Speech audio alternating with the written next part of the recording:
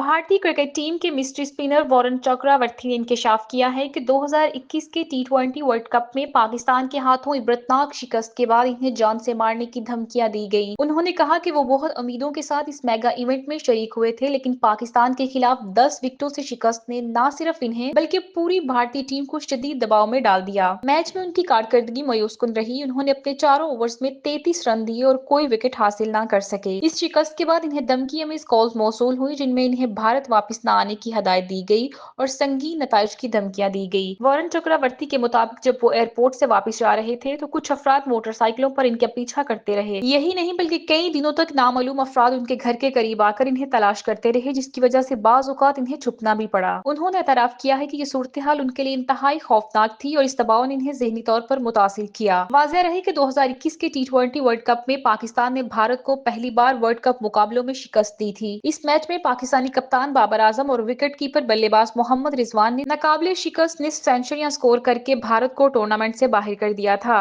भारत में ये शिकस्त किसी बड़े सदमे से कम नहीं थी, जिसके बाद भारतीय टीम को शदीद तनकीद का सामना करना पड़ा, जबकि खिलाड़ियों को धमकियों का सामना भी करना पड़ा।